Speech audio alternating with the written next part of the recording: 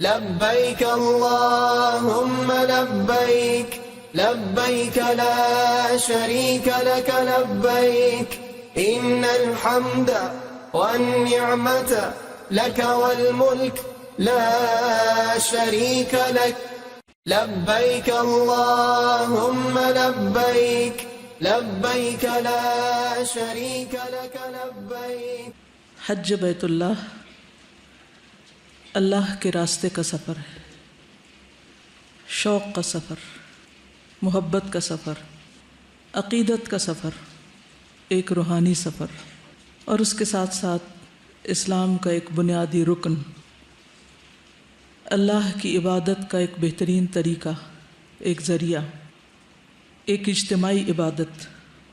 اگر دیکھا جائے تو تمام عبادات کا مجموعہ، جس میں نماز، صدقہ اور بعض اوقات روزے بھی رکھے جاتے ہیں.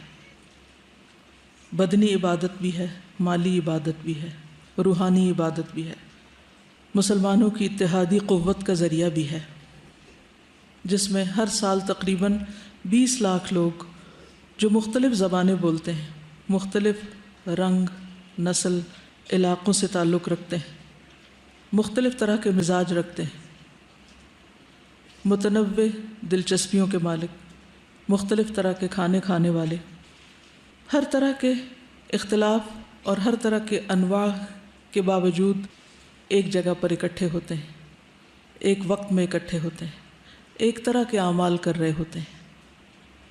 لاکھوں لوگوں کا بیک وقت ایک جگہ حاضر ہونا اور ایک طرح کے کام کرنا خود اپنی ذات میں ایک عظیم معجزہ ہے. اللہ سبحانہ وتعالیٰ نے اس سفر کے بارے میں یہ بھی فرمایا کہ وَلْيَشْهَدُوا مَنَافِعَ لَهُمْ، کہ وہاں جا کر وہ اپنے لیے جو اللہ نے ان کے لیے فائدے رکھے ہیں ان کا مشاہدہ کریں، ان کو دیکھیں. امام ابو حنیفہ کہتے ہیں کہ میں سوچتا تھا کہ عبادات میں سب سے افضل عبادت کون سی ہے، اور مجھے اس میں تردد رہا، لیکن جب میں حج کر چکا تو مجھے معلوم ہوا کہ حج تمام عبادات میں افضل ہے، کیونکہ اس میں باقی عبادات بھی شامل ہو جاتی ہیں. سب سے افضل عبادت اس لیے بھی ہے کہ اس میں انسان جہاں اپنا وقت، جان، مال لگاتا ہے، ان سب کی قربانی دیتا ہے، وہاں دوسری طرف سفر حج کا ارادہ کرتے ہی انسان کے دل کی کیفیت بدلنے لگتی ہے، اس کے جذبات میں ایک تلاطم پیدا ہو جاتا ہے، اس کی ساری توجہ اللہ سبحانہ وتعالیٰ کی طرف ہو جاتی ہے، اس کے دل اور دماغ پر ایک ہی خیال چھا جاتا ہے کہ وہ جلد یہ شوق کا سفر اختیار کرے گا. انسان کی ساری توجہ اور دلچسپیاں ایک مرکز اور ایک نقطے پر مرکوز ہو جاتی ہیں. آہستہ آہستہ باقی دنیا سے دل اٹھنے لگتا ہے اور وہ ایک دوسری دنیا کی طرف روانہ ہونے لگتا ہے. یہ سفر آخرت کی یاد بھی دلاتا ہے، اور بہت سے مواقع ایسے ہوتے ہیں جہاں پر انسان واقعی آخرت کے اجتماع، حساب کتاب اور وہاں کی تنگی اور سختی کو کسی درجے میں محسوس کر سکتا ہے، اس کا ایک تجربہ کرتا ہے. حج بنیادی طور پر اللہ کے گھر کی زیارت کا نام ہے. اللہ کا گھر بیت اللہ، کعبہ شریف، اس کی سب سے پہلی تعمیر فرشتوں کے ہاتھوں ہوئی. پھر طوفان نوح کے بعد جب یہ گھر ختم ہو گیا تو اللہ کے حکم سے اس کی تعمیر ابراہیم اور اسماعیل علیہ السلام نے کی. تعمیر کرنے کے بعد انہوں نے اپنے رب سے دعائیں مانگی.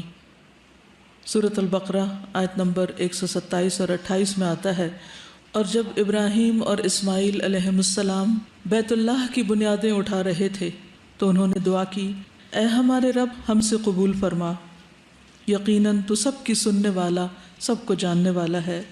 اے ہمارے رب ہم دونوں کو اپنا فرما بردار بنا، اور ہماری نسلوں میں سے اپنی فرما بردار امت اٹھا، اور ہمیں اپنی عبادت کے طریقے بتا، اور ہمیں معاف فرما، یقیناً تو بڑا معاف کرنے والا، بہت رحم فرمانے والا ہے.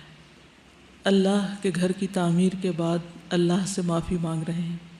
اتنا عظیم الشان کام کرنے کے بعد اللہ کے حضور اپنی عجز و انکساری کا اظہار کر رہے ہیں۔ ابراہیم علیہ السلام نے یہ گھر کب بنایا؟ ہم سب جانتے ہیں کہ ابراہیم علیہ السلام آج سے تقریباً 4000 سال پہلے عراق کے ایک متمدن علاقے میں پیدا ہوئے تھے، جو ایک بہت بڑا صنعتی اور تجارتی مرکز تھا۔ آپ آزر کی اولاد میں سے تھے۔ آپ پر دنیاوی ترقی کے شاندار مواقع کھلے ہوئے تھے، لیکن جس گھرانے میں آپ نے جنم لیا وہ گھرانہ شرک کے طریقے پر تھا۔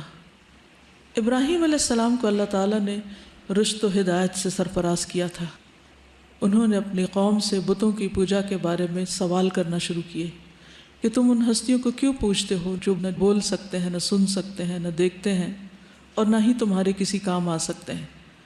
قوم کے پاس اس کا کوئی جواب نہ تھا۔ پھر ابراہیم علیہ السلام سچائی کی تلاش میں مختلف چیزوں پر غور و فکر کرنے لگے، اپنے رب کی تلاش میں۔ ستارے کو دیکھا تو کہا یہ میرا رب ہے، جب وہ غروب ہوا تو کہا رب غروب نہیں ہوتا۔ پھر چاند کو دیکھا تو کہا یہ بڑا ہے، پھر سورج کو دیکھا، بہرحال کسی بھی چیز پر اطمینان نہ ہوا۔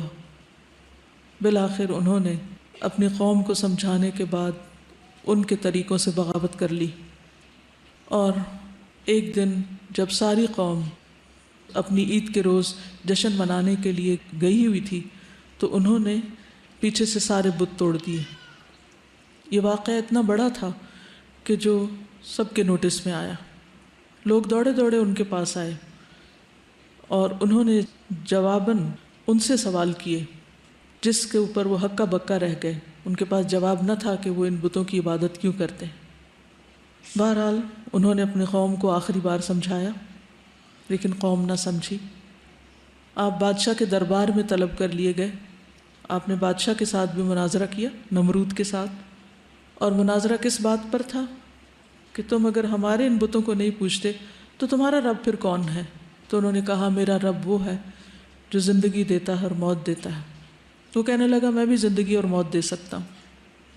کہا میرا رب وہ ہے جو سورج کو مشرق سے نکالتا ہے، تو اسے مغرب سے نکال کر دکھا۔ تو وہ حیران ہو گیا، لیکن اسے ابراہیم علیہ السلام کی بات پھر بھی سمجھ نہ آئی، کیونکہ وہ سمجھنا چاہتا ہی نہیں تھا۔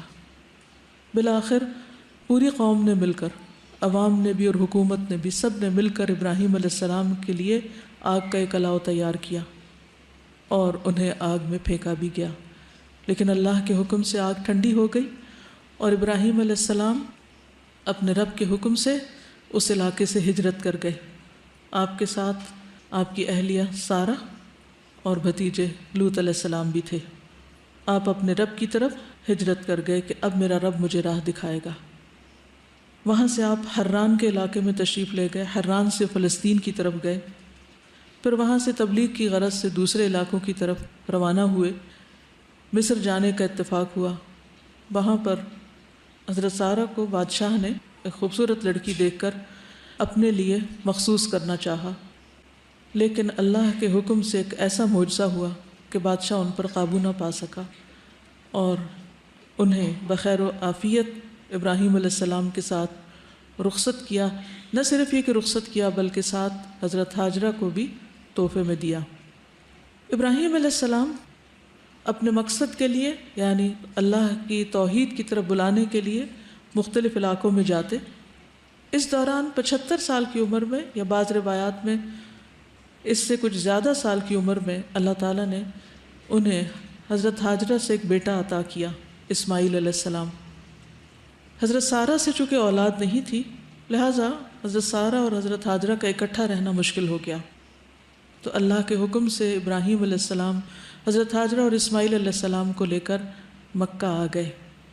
وہ سفر جو عراق سے شروع ہوا تھا، ایک سرسبز علاقے سے، ایک متمدن اور ترقی یافتہ علاقے سے، جہاں زندگی کی ساری سہولتیں موجود تھیں، اللہ کا یہ بندہ مختلف مراحل طے کرتے ہوئے بالآخر اپنے مقام پر آ پہنچا، اور اللہ کے حکم سے اپنی بیوی اور بیٹے کو اس جگہ پر لا بسایا جہاں پھر بڑے ہو کر اسماعیل علیہ السلام نے اپنے والد کے ساتھ وہ گھر تعمیر کیا جسے بیت اللہ کہا جاتا ہے۔ اللہ سبحانہ و تعالیٰ فرماتے ہیں بے شک پہلا گھر جسے لوگوں کے لیے بنایا گیا، یعنی عبادت کی غرض سے، وہ بنایا اس غرض سے گیا تھا، فرشتوں نے تعمیر کیا تھا لیکن بعد میں پھر ابراہیم علیہ السلام نے اسی مقصد کے لیے بنایا اور دعائیں بھی کی کہ یا اللہ تیرا گھر بن چکا ہے، اب تو ہمیں اس میں عبادت کے طریقے سکھا۔ وہ گھر جو امن کا گھر ہے، وہ گھر جو لوگوں کے لیے بار بار پلٹ کے جانے کی جگہ ہے، جو عبادت کے لیے دنیا بھر کے مسلمانوں کے لیے ایک مرکز کی حیثیت رکھتا ہے، جو ایک رب کی محبت میں تعمیر کیا گیا، جہاں صرف اور صرف اللہ کی بڑائی کا اظہار کیا جاتا ہے، جہاں اللہ اکبر ہی کی آوازیں بلند ہوتی ہیں۔ یہ دراصل اللہ تعالیٰ کا ہم سب انسانوں کے لیے اور خصوصاً مسلمانوں کے لیے ایک بہت بڑا تحفہ ہے، ایک بہت بڑی نعمت ہے کہ جو ہم سب کو ایک مرکز پر اکٹھے کرنے والی ہے۔ یہ گھر زمین کا دل ہے اور اسی سے بہت سے لوگوں کے دل حرکت میں آتے ہیں، اللہ کو پہچانتے ہیں، اللہ کی محبت میں روتے ہیں اور دیوانہ وار اس گھر کی طرف لپکتے ہیں۔ ہر وہ شخص جو آج تک وہاں گیا نہیں لیکن دل میں کچھ بھی اللہ کی محبت رکھتا ہے، وہ وہاں جانے کے لیے تڑپتا ہے، اور جو ایک دفعہ چلا جاتا ہے اس کا شوق اور بڑھ جاتا ہے اور وہ بار بار جانے کی دعائیں کرتا ہے اور کوشش کرتا ہے۔ اس گھر کی تعمیر کے بعد اس کے حج کا حکم اللہ سبحانہ وتعالیٰ نے ابراہیم علیہ السلام ہی کو دیا۔ قرآن مجید میں آتا ہے، اور لوگوں میں حج کا اعلان کر دو، وہ تمہارے پاس پیدل اور دبلے اونٹوں پر ہر دور کی گھاٹی سے آئیں گے، دور دراز کے مقامات سے، دور دراز کی راہوں سے اونٹوں پر بیٹھ کر، اور جن کے پاس سواریاں نہ ہوں وہ پیدل بھی آئیں گے اس گھر کی محبت میں۔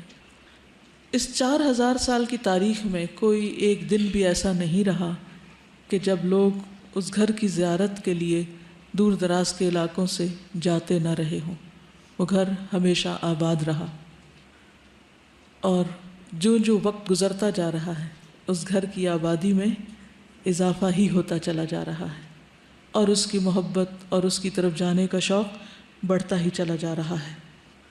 ابراہیم علیہ السلام اور اسماعیل علیہ السلام نے جو دعا کی تھی وہ تھی وَأَرِنَا مَنَاسِكَنَا، کہ اللہ حکم تو نے دیا ہے حج کا، تو اب ہمیں حج کے طریقے بھی تو ہی سکھا دے۔ اور اس کے لیے لفظ مناسک استعمال ہوا ہے۔ مناسک منسک کو کہتے ہیں، وہ مقام جہاں نسک کا عمل کیا جاتا ہے، یعنی ویسے تو منسک ہر عبادت کے لیے بھی آتا ہے لیکن خاص طور پر اعمال حج کے لیے یہ لفظ استعمال ہوتا ہے۔ ابراہیم علیہ السلام نے اللہ تعالیٰ کے سکھائے ہوئے طریقوں کے مطابق حج کے مناسک خود بھی ادا کیے، اور ان کے ساتھ اسماعیل علیہ السلام نے، اور پھر ان کے بعد ان کی نسل اور عربوں میں جو بھی لوگ آتے رہے، اور باہر سے بھی دیگر انبیاء اور دیگر لوگ حج کے لیے آتے رہے، کیونکہ حج اس وقت سے ایک فرض عبادت رہی ہے۔ تو یہ سلسلہ جاری رہا، لیکن پھر آہستہ آہستہ جب عربوں کے اندر شرک کی بیماری آ گئی تو اس گھر کو بھی شرک کا مرکز بنا لیا گیا۔ وہ جگہ جو خالصتاً توحید کے لیے آباد کی گئی تھی وہاں بھی شرک سرایت کر گیا۔ نہ صرف یہ کہ وہاں بتوں کی پوجا ہونے لگی، بلکہ عبادت کے یا حج کے جو دیگر طریقے اور مناسک اللہ تعالیٰ نے ابراہیم اور اسماعیل علیہ السلام کو سکھائے تھے، ان مناسک میں بھی من مانی تبدیلیاں کر لی گئیں۔ اس لیے ہم دیکھتے ہیں کہ نبی صلی اللہ علیہ وسلم نے خود حج کیا بھی اور ہر موڑ پر اس کی تعلیم بھی دی۔ ہر مرحلے پر ایک ایک رکن کو تعلیم کے انداز میں ادا کر کے دکھایا اور سکھایا، اور تلقین بھی کی کہ خذوا عنی مناسککم، تم مجھ سے حج کے طور طریقے سیکھ لو۔ یعنی آپ نے خود اپنا فرض بھی ادا کیا اور ساتھ سکھایا بھی، دونوں کام ساتھ ساتھ ہوتے رہے۔ اس لیے ہم دیکھتے ہیں کہ حج کا طریقہ پوری وضاحت کے ساتھ نبی صلی اللہ علیہ وسلم کی سنت کے مطابق احادیث کی کتابوں میں موجود ہے۔ قرآن مجید کے ذریعے بھی ہمیں کچھ تعلیمات ملتی ہیں اور کچھ تعلیم ہمیں نبی صلی اللہ علیہ وسلم کے عملی نمونے سے ملتی ہے۔ تو سب سے پہلی بات تو یہ ہے کہ حج کا جو لفظ ہے یہ حج اور حج دونوں طرح استعمال ہوتا ہے، جس کا لفظی معنی ہوتا ہے زیارت کرنا، ارادہ کرنا، قصد کرنا۔ کس چیز کا ارادہ، کس چیز کا قصد؟ اللہ کے گھر کا ارادہ، اللہ کے گھر کی زیارت، جو ایک خاص عبادت ہے، خاص اعمال کا مجموعہ ہے، جو خاص طریقے پر، خاص دنوں میں، خاص مقامات پر ادا کیے جاتے ہیں۔ خاص اعمال، خاص طریقہ، خاص دنوں میں، خاص جگہوں پر، یعنی من مانے طریقے سے نہیں ہو سکتا، اپنی مرضی کی جگہ پر نہیں ہو سکتا، مرضی کے دنوں میں نہیں ہو سکتا، یعنی اس میں ایک ایک سٹیپ کو نبی صلی اللہ علیہ وسلم کے طریقے کے مطابق ادا کیا جائے تو ہی حج ہوتا ہے۔ حج 9 ہجری میں فرض ہوا۔ نبی صلی اللہ علیہ وسلم نے اس سال ابو بکر رضی اللہ تعالیٰ عنہ کی قیادت میں حج کا قافلہ روانہ کیا، ساتھ اعلان کیا کہ آئندہ سال کوئی شخص ننگے حج نہیں کرے گا اور کوئی شخص وہاں پر شرک نہیں کرے گا، مشرک حج کے لیے نہیں آئے گا۔ جب بیت اللہ ہر طرح کے شرک سے پاک ہو گیا تو نبی صلی اللہ علیہ وسلم نے خود 10 ہجری میں پہلا اور آخری حج کیا، اور یہ حج حجۃ الوداع کے نام سے مشہور ہے، جس میں آپ نے وہ مشہور تاریخی خطبہ بھی دیا جس کو خطبہ حجۃ الوداع کہا جاتا ہے۔ یہ اسلام کے بنیادی ارکان میں سے ہے جو صاحب حیثیت افراد پر زندگی میں ایک بار فرض ہے۔ اگرچہ حج ایک فرض عبادت ہے، لیکن اس کے ادا کرنے کی فضیلت بھی بہت زیادہ آئی ہے، اس کے بہت فائدے ہیں۔ قرآن مجید میں جیسا کہ آتا ہے لِيَشْهَدُوا مَنَافِعَ لَهُمْ، وہاں جا کر بھی کچھ فائدے نظر آتے ہیں، وہاں سے واپس آ کر بھی انسان کی زندگی میں، اور پھر آخرت کے سفر یعنی آخرت کی زندگی میں اور قیامت کے دن بھی اس کے بہت سے فائدے انسان دیکھے گا اپنے نامہ اعمال میں اگر اس نے حج مبرور کیا ہو۔ تو آئیے چند ایک احادیث ہم حج کی فضیلت کے بارے میں پڑھتے ہیں کہ نبی صلی اللہ علیہ وسلم نے اس بارے میں کیا فرمایا۔ ابو ہریرہ کہتے ہیں کہ نبی صلی اللہ علیہ وسلم سے سوال کیا گیا ای العمل افضل؟ فقال ایمان باللہ ورسولہ، قیل ثم ماذا؟ قال الجہاد فی سبیل اللہ، قیل ثم ماذا؟ قال حج مبرور۔ ابو ہریرہ کہتے ہیں کہ آپ سے سوال کیا گیا کہ کون سا عمل سب سے افضل ہے؟ فرمایا اللہ اور اس کے رسول پر ایمان لانا۔ کہا گیا اس کے بعد؟ فرمایا اللہ کی راہ میں جہاد کرنا۔ پوچھا گیا اس کے بعد؟ آپ نے فرمایا حج مقبول، حج مبرور۔ حج مبرور کا معنی کیا ہے؟ ایسا حج جو صرف اور صرف اللہ کی خاطر کیا گیا ہو، اس میں کوئی دکھاوا، ریاکاری نہ ہو، اور جس میں سنت رسول صلی اللہ علیہ وسلم کی پوری پیروی کی جائے، کیونکہ عمل وہی مقبول ہے، بہترین ہے جو آپ کے طریقے پر کیا گیا ہو۔ تو یہ ایک سبمیشن کا سفر ہے، اطاعت کا سفر ہے، فرما برداری کا سفر ہے۔ ابراہیم علیہ السلام اور اسماعیل علیہ السلام دونوں نے گھر کی تعمیر کرنے کے بعد جو دعائیں مانگی تھیں ان میں کیا مانگا تھا؟ ربنا وجعلنا مسلمین لک۔ یہ گھر تو بنا دیا ہے لیکن اب ہمارے اندر کیا پیدا کر دے؟ اسلام کی خو، تابعداری، فرما برداری، مسلمین لک۔ اور پھر نہ صرف یہ کہ ہم مسلمان ہوں بلکہ آئندہ نسلیں بھی، ومن ذریتنا امۃ مسلمۃ لک، اور ہماری اولادوں میں سے بھی ایک مسلمان امت اٹھا، فرما بردار۔ تو حج کا سفر فرما برداری کا سفر ہے، چاہے کوئی بات عقل میں آئے یا نہ آئے، کسی چیز میں بظاہر وقتی طور پر فائدہ نظر آئے یا نہ آئے، ہر کام نبی صلی اللہ علیہ وسلم کے بتائے ہوئے کیے ہوئے طریقے کے مطابق کرتے چلے جانا۔ کیوں؟ کیونکہ بات ساری اطاعت کی ہے، وفاداری کی ہے، فرما برداری کی ہے، سر تسلیم خم ہے، یہ کر لو، ہم نے کر لیا۔ اسلم، ابراہیم علیہ السلام کو جب اللہ سبحانہ وتعالیٰ نے فرمایا تھا اذ قال له ربه اسلم، تو انہوں نے جواب میں کیا فرمایا؟ قال اسلمت لرب العالمین۔ جب تیرے رب نے ابراہیم سے کہا کہ سر جھکا دو، اسلام قبول کر لو، فرما بردار بن جاؤ، قال اسلمت لرب العالمین، کہا کہ میں رب العالمین کے لیے فرما بردار بن گیا۔ یہی دراصل حج کا سبق ہے کہ یہ فرما برداری کا سفر ہے۔ اس سفر میں جہاں خوشی ہوتی ہے وہاں مشکلات بھی ہوتی ہیں، وہاں قربانیاں بھی ہوتی ہیں۔ ان قربانیوں میں انسان اپنی نیت کو اور اپنے عمل کو صرف اور صرف اللہ کے لیے اسی وقت خالص رکھ سکتا ہے جب وہ اس بات کا ڈے 1 سے ارادہ کرتے ہی تہیہ کر لے کہ اب اس راستے میں جو کچھ بھی ہوگا میں اس پر راضی ہوں، اور میں ہر کام کو اسی طریقے پر کروں گا جس پر نبی صلی اللہ علیہ وسلم نے کیا، خواہ وہ میرے والدین یا کسی اور کی مرضی کے مطابق نہ بھی ہو، خواہ وہ میرے نفس کی خواہش کے مطابق بھی نہ ہو، تب بھی میں کروں گا، کیونکہ حج قبول ہی اس وقت ہے، حج مبرور ہی اس وقت ہے جب وہ اس طریقے کے مطابق ہو، اس طریقے کی اطاعت ہو جو بتا دیا گیا۔ حسن بصری نے کہا تھا کہ حج مبرور وہ حج ہوتا ہے الحج الذی لا یخالطہ اثم، کہ جس میں کوئی گناہ کا کام نہ کیا جائے۔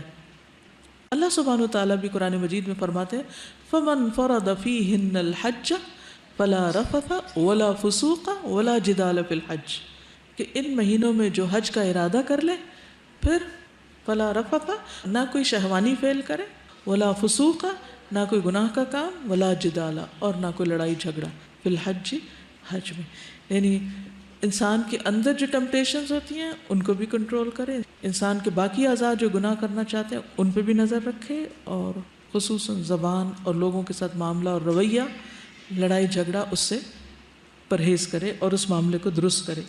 حسن بصری کہتے ہیں کہ ان یرجع زاہدا فی الدنیا راغبا فی الاخرہ، حج مبرور وہ حج ہوتا ہے جس میں انسان دنیا سے زہد اختیار کرتے ہوئے اور آخرت کی طرف رغبت کرتے ہوئے لوٹتا ہے، یعنی جس کے اینڈ پر انسان کے اندر دنیا سے بے رغبتی، عدم دلچسپی، اور آخرت سے دلچسپی بڑھ جاتی، وہ حج حج مبرور ہوتا ہے۔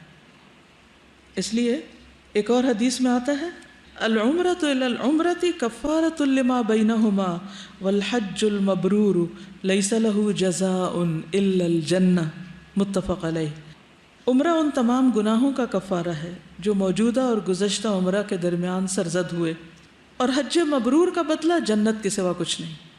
تو گویا انسان جنت کے راستے پہ ہوتا ہے، جنت کا سودا کرنے جاتا ہے، جنت کی ڈیل کرتا ہے۔ نبی صلی اللہ علیہ وسلم نے یہ بھی فرمایا کہ بر الحج اطعام الطعام و طیب الکلام، حج مبرور وہ ہے جس میں کھانا کھلایا جائے اور اچھی گفتگو کی جائے، یعنی اپنے ساتھیوں کی ضروریات پوری کی جائیں اور ان سے بات بھی اچھی طرح کی جائے۔ یہ حج مبرور ہے جس کا صلہ جنت ہے۔ حج فی سبیل اللہ عبادت ہے، اللہ کا راستہ ہے۔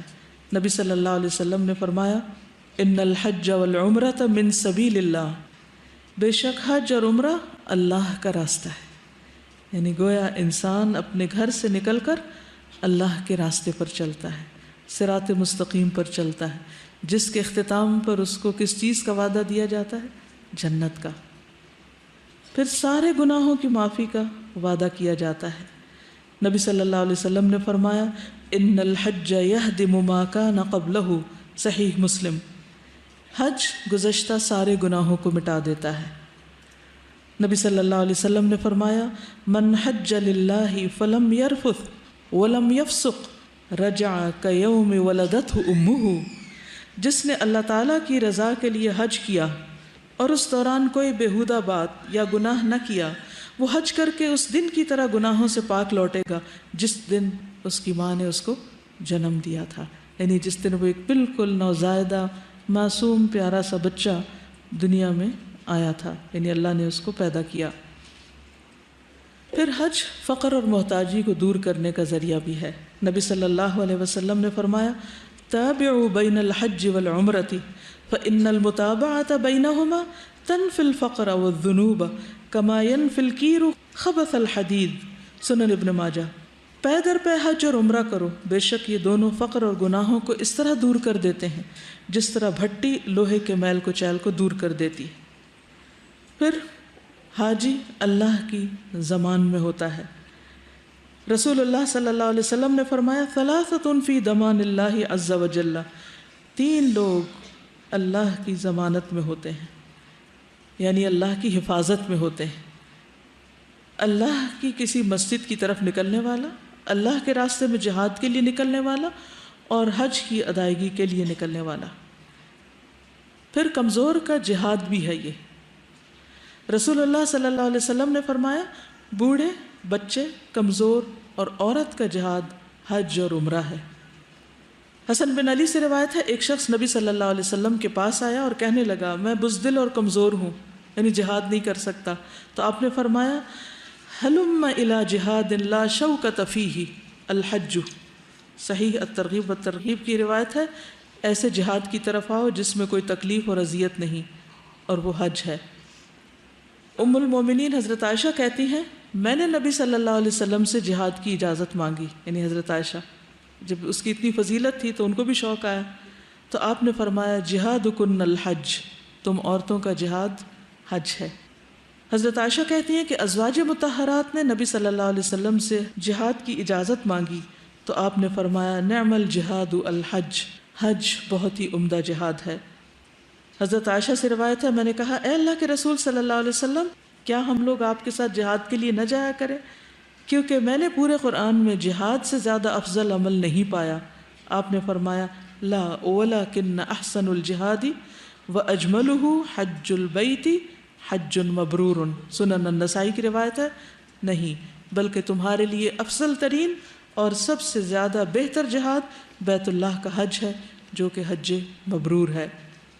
ایک اور حدیث میں آتا ہے رسول اللہ صلی اللہ علیہ وسلم نے فرمایا جو شخص حج یا عمرہ یا جہاد کے ارادے سے نکلے اور راستے میں اس کو موت آ جائے تو اللہ تعالیٰ اسے قیامت کے دن غازی، حاجی یا عمرہ کرنے والے کا ثواب عطا کرے گا۔ یعنی ابھی وہ راستے میں ہی تھا، نکلا ہی تھا کہ فوت ہو گیا، اس نے فریضہ پورا نہیں کیا تو بھی اس کو اتنا اجر ملے گا جتنا اس فرض کو پورا کرنے والے یا اس کو ادا کرنے والے کو ملتا ہے۔ پھر ایک ایک قدم پر اجر ہے، ہر قدم پر۔ یعنی حاجی جب گھر سے نکلتا ہے، قدم باہر نکالتا ہے، سیڑھی اترتا ہے، دروازے سے نکلتا ہے، گاڑی میں بیٹھتا ہے، پھر گاڑی چلتی ہے، پھر ایئرپورٹ پہ جاتا ہے، پھر وہاں سے جہاز چلتا ہے، پھر ایئرپورٹ پہ اترتا ہے، پھر گاڑی میں بیٹھتا ہے، پھر وہ مکہ تک پہنچتا ہے۔ تو یہ سارا سفر، اس پر ایک ایک قدم پر اجر ہے۔ اب آپ دیکھیے کہ جب انسان کو یہ یقین ہوتا ہے کہ اس عمل پر اتنا اجر اور ثواب ہے تو پھر ساری مشکلات آسان ہو جاتی ہیں، انسان اس کو انجوائے کرنے لگتا ہے۔ حدیث میں آتا ہے ما ترفع ابل الحاج ولا تدع یدا الا كتب اللہ له بها حسنہ او محا عنہ سیئۃ او رفعہ بها درجہ۔ حاجی کا اونٹ کوئی پاؤں نہیں اٹھاتا اور نہ ہاتھ رکھتا ہے مگر اللہ تعالیٰ اس کے بدلے اس کے لیے ایک نیکی لکھتا ہے۔ ہاتھ اور پاؤں کون اٹھا رہا ہوتا ہے؟ اونٹ، یعنی سواری، لیکن اجر کس کے لیے لکھا جا رہا ہوتا ہے؟ حاجی کے لیے۔ یا اس کی ایک برائی مٹا دیتا ہے یا اس کی وجہ سے اس کا ایک درجہ بلند کر دیتا ہے۔ تو نتیجہ کیا نکلا کہ جس عمل کی اتنی فضیلت ہے پھر کرنا کیا چاہیے؟ اس کے کرنے میں دیر نہیں کرنی چاہیے، اس کی ادائیگی کو ٹالنا نہیں چاہیے، کیونکہ بہت سے لوگ طرح طرح کے عذر بہانے کر کے فریضے کی ادائیگی کی فکر نہیں کرتے، اس سے زیادہ اور چیزوں کی فکر ان کے دل میں ہوتی ہے۔ بعض اوقات ان کو یہ ڈر ہوتا ہے کہ اگر ہم اتنے پیسے حج پہ خرچ کر دیں گے تو باقی ضروریات کا کیا ہوگا۔ تو انسان کو فقر اور محتاجی سے نہیں ڈرنا چاہیے۔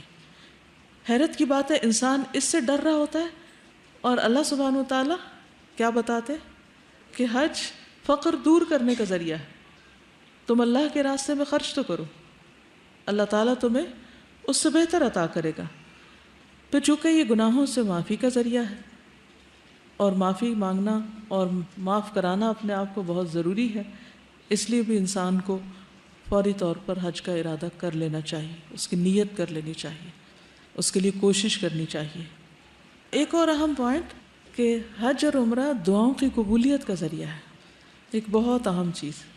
حضرت عبداللہ بن عمر اپنے والد حضرت عمر سے روایت کرتے ہیں کہ آپ نے فرمایا الغازی فی سبیل اللہ والحاج والمعتمر وفد اللہ دعاہم فاجابوہ وسألوہ فاعطاہم، سنن ابن ماجہ۔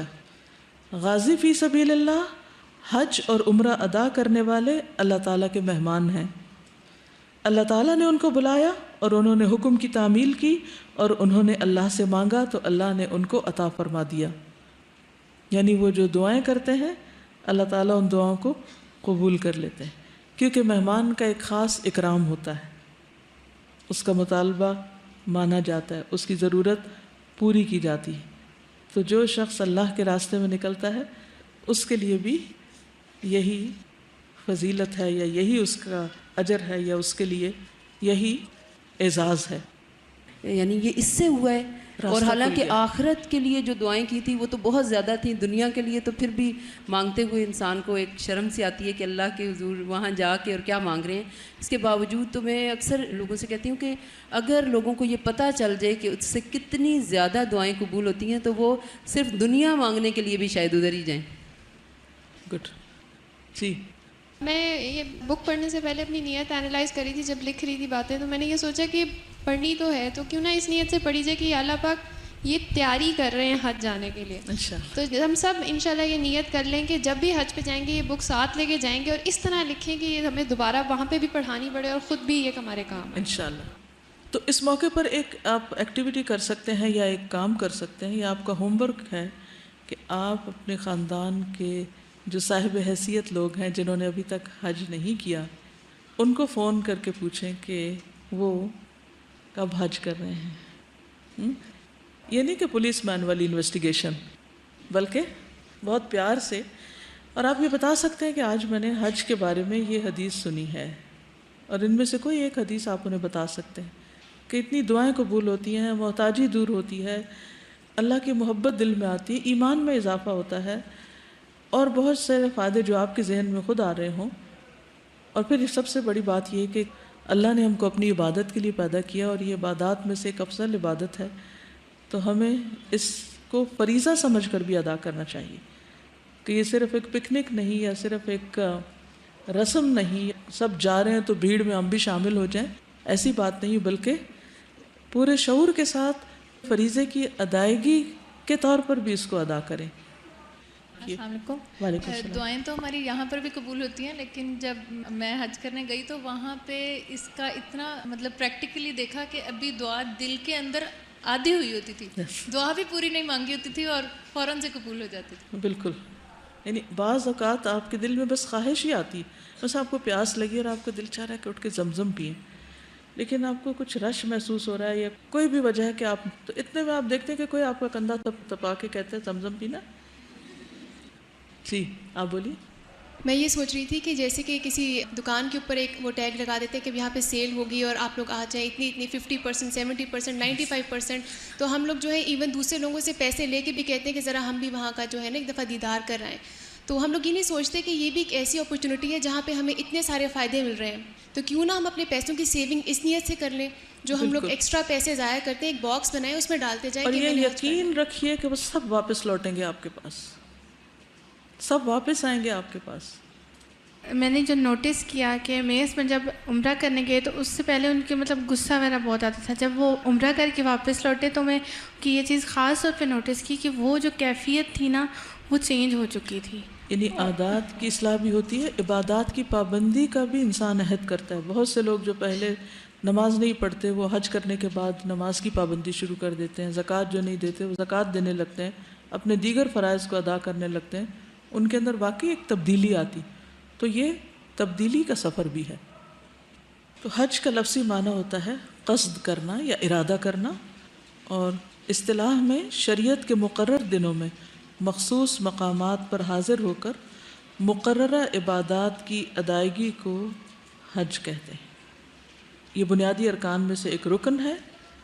قرآن مجید میں اللہ تعالیٰ فرماتے ہیں وَلِلَّهِ عَلَى النَّاسِ حِجُّ الْبَيْتِ مَنِ اسْتَطَاعَ إِلَيْهِ سَبِيلًا وَمَنْ كَفَرَ فَإِنَّ اللَّهَ غَنِيٌّ عَنِ الْعَالَمِينَ، اور لوگوں پر اللہ کا یہ حق ہے کہ جو اس کے گھر تک پہنچنے کی استطاعت رکھتا ہو وہ اس کا حج کرے، اور جس نے انکار کیا یعنی استطاعت کے باوجود نہ گیا تو بے شک اللہ تعالیٰ جہان والوں سے بے نیاز ہے۔ اور استطاعت سے مراد راستے کا سامان اور سواری کا انتظام ہے، راستے کا سامان اور سواری کا انتظام۔ عبداللہ بن عمر کہتے ہیں رسول اللہ صلی اللہ علیہ وسلم نے فرمایا بنی الاسلام علی خمس شہادت اللہ الہ الا اللہ وان محمد الرسول اللہ واقام الصلاۃ وایتاء الزکاۃ والحج وصوم رمضان، صحیح بخاری۔ اسلام کی بنیاد 5 چیزوں پر ہے، اس بات کی گواہی دینا کہ اللہ تعالیٰ کے سوا کوئی معبود نہیں، اور یہ کہ محمد صلی اللہ علیہ وسلم اللہ تعالیٰ کے رسول ہیں، نماز قائم کرنا، زکوٰۃ ادا کرنا، حج کرنا اور رمضان کے روزے رکھنا۔ ابو ہریرہ رضی اللہ عنہ سے روایت ہے کہ رسول اللہ صلی اللہ علیہ وسلم نے ہمیں خطبہ دیا اور فرمایا ایھا الناس قد فرض اللہ علیکم الحج فحجوا، صحیح مسلم۔ اے لوگو، اللہ نے تم پر حج فرض کیا ہے پس تم حج کرو، لیکن یہ فرض زندگی میں ایک بار ہے، اس لیے ایک اور حدیث میں آتا ہے الحج مرۃ واحدہ فمن زاد فہو تطوع، حج ایک بار ہوتا ہے اور جو زیادہ بار کرے وہ نفل شمار ہوگا۔ حج کا فریضہ جلد ادا کرنا چاہیے۔ رسول اللہ صلی اللہ علیہ وسلم نے فرمایا تعجلوا الی الحج یعنی الفریضۃ فإن أحدكم لا يدري ما يعرض له، مسند احمد۔ حج کا فرض پورا کرنے میں جلدی کرو کیونکہ کسی کو پتہ نہیں کہ اس کو کون سی رکاوٹ پیش آ جائے، یعنی اپنی ذات میں کوئی رکاوٹ، کوئی بیماری وغیرہ، یا مالی مشکلات میں سے کوئی مشکل، یا اولاد میں، یا راستہ بند ہو جائے، کیونکہ آپ کو معلوم ہے کچھ ملکوں سے حج کے لیے جانے کی اجازت ہی نہیں اور وہاں سے نکلنے کا کوئی راستہ ہی نہیں ہوتا، اور اسی طرح کے دیگر احوال، تو معلوم نہیں کہ کیا ہو، اس لیے فریضہ ادا کرنے میں دیر نہ کرو، سستی نہ کرو۔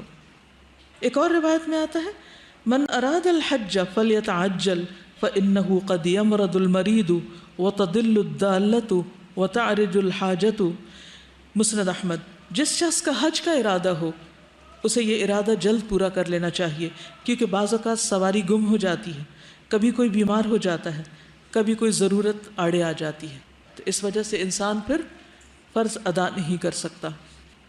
پھر اسی طرح بعض اوقات انسان نیکی کے دوسرے کاموں میں لگا رہتا ہے، بعض لوگوں کا یہ خیال بھی ہوتا ہے کہ کسی غریب لڑکی کی شادی کرا دو، کوئی اسکول کھول دو، کوئی اور کام کر لو، حج کے لیے کیوں اتنے پیسے لگاؤ۔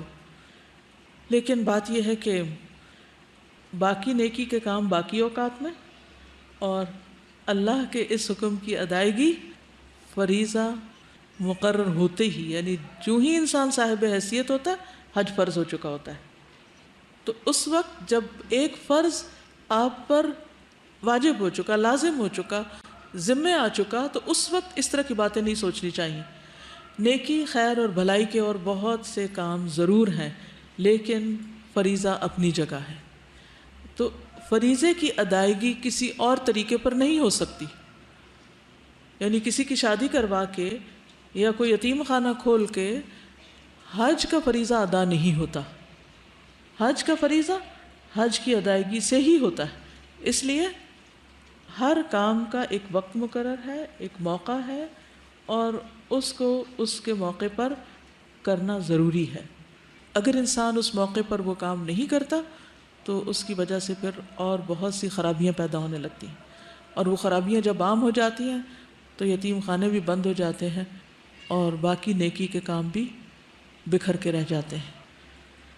ایک شخص حضرت عمر کے پاس آیا، اس نے کہا اے امیر المومنین، میں ایک بدوی نصرانی آدمی تھا اور مسلمان ہو گیا ہوں، جہاد پر جانے کا حریص تھا، مگر میں نے دیکھا کہ حج اور عمرہ مجھ پہ واجب ہو چکا ہے، تو میں اپنی قوم کے ایک آدمی کے پاس آیا، اس نے مجھے کہا کہ حج اور عمرے کو اکٹھا کر لو اور جو میسر ہو قربانی کر لو، چنانچہ میں نے ان دونوں کا اکٹھا تلبیہ پکارا ہے، تو حضرت عمر نے مجھے بتایا تمہیں تمہارے نبی کے طریقے کی ہدایت ملی ہے، یعنی ایک ہی سفر میں حج اور عمرہ دونوں کرنا، حج تمتع کے ذریعے یا پھر حج قران کے ذریعے، یہ ایک مسنون عمل ہے۔